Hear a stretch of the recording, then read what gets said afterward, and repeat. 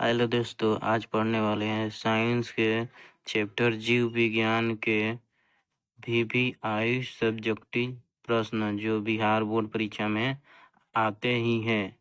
तो इस प्रश्न को लास्ट तक देखिएगा दोस्तों। वीडियो को स्टार्ट करने से पहले वीडियो को एक लाइक एवं चैनल को सब्सक्राइब जरूर करिएगा दोस्तों।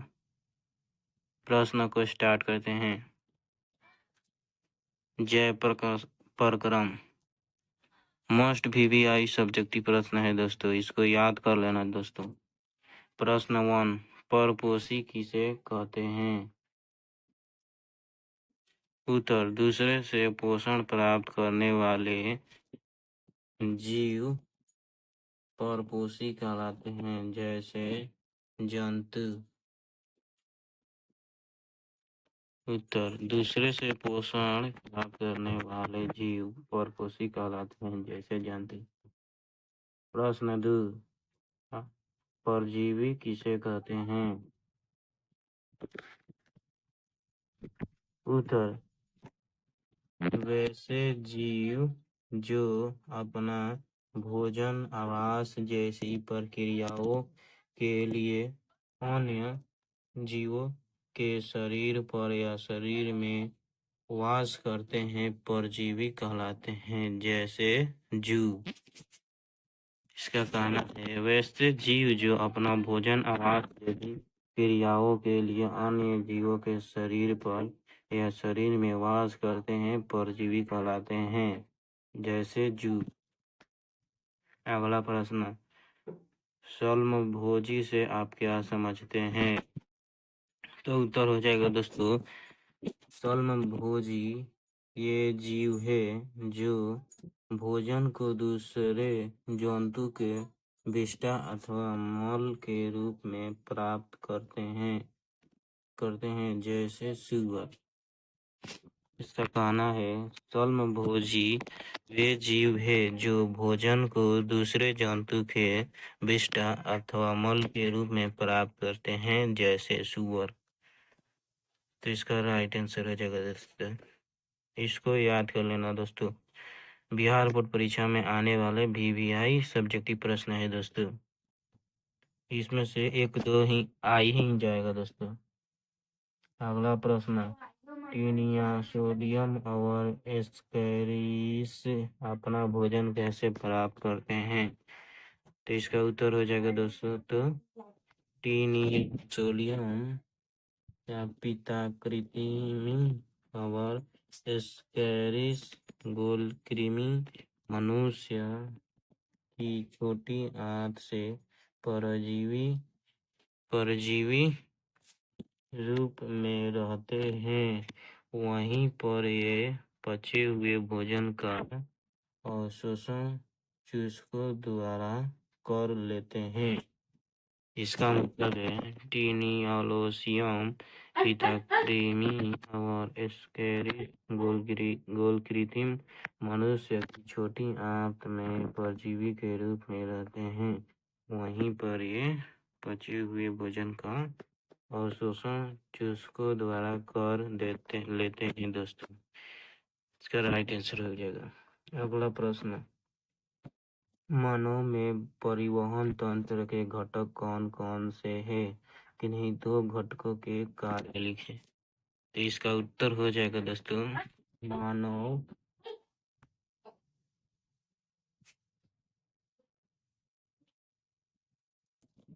मानव में परिवहन तंत्र के घटक लसिका और रक्त है। दोनों तरल संयोजी ऊतक है। दोनों जल, ऑक्सीजन तथा CO2 का संवहन करता है। इसका मतलब है, मानव में परिवहन तंत्र के घटक लसिका और रक्त है।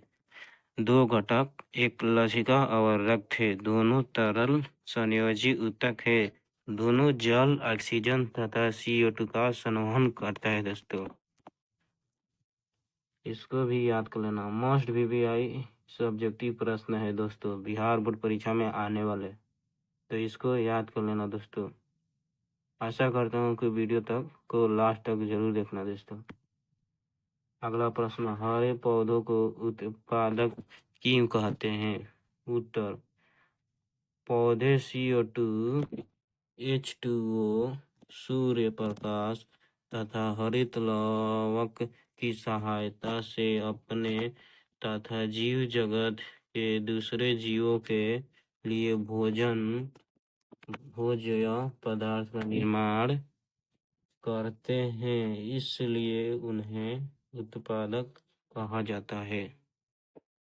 उत्तर, इसका मतलब है पौधे CO2, H2O, सूर्य प्रकाश तथा हरित लवक की सहायता से अपने तथा जीव जगत के दूसरे जीवों के लिए भोज्य पदार्थ का निर्माण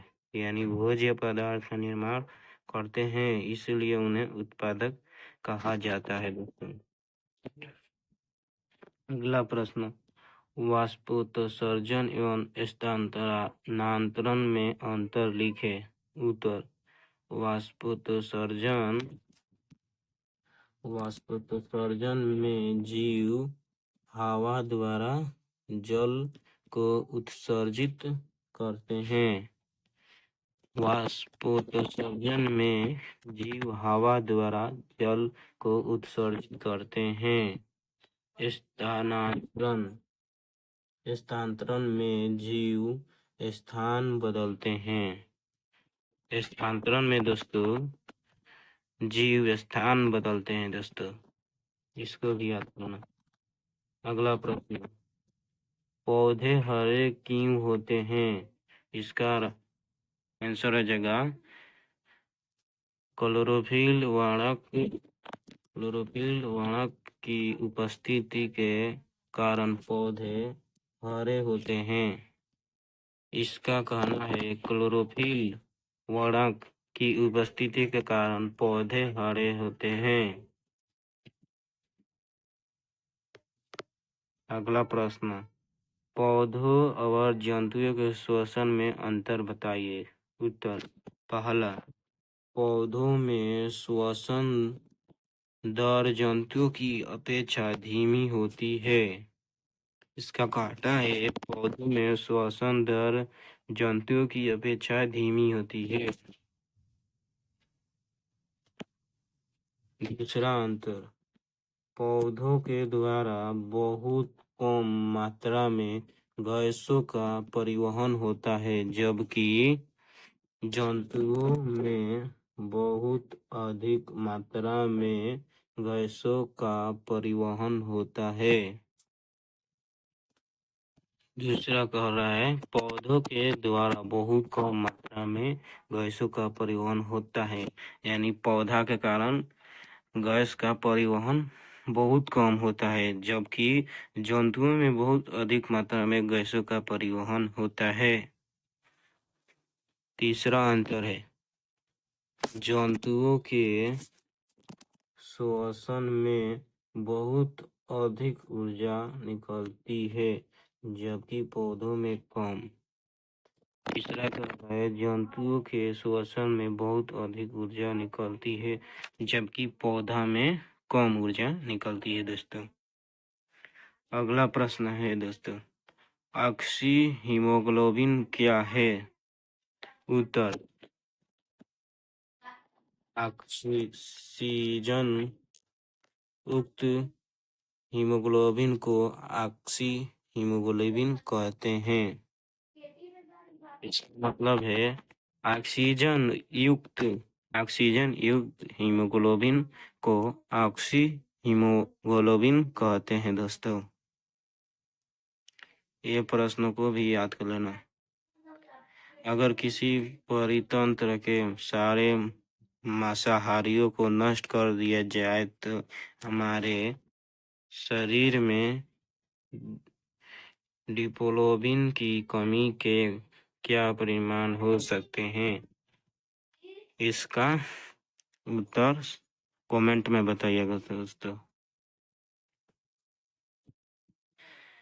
तो हेलो दोस्तों, कैसा लगा वीडियो? अगर वीडियो अच्छा लगा तो वीडियो को एक लाइक एवं चैनल को सब्सक्राइब जरूर करिएगा और अपने दोस्तों के पास जरूर शेयर करिएगा। अब मिलते हैं ऐसे ही नेक्स्ट वीडियो में।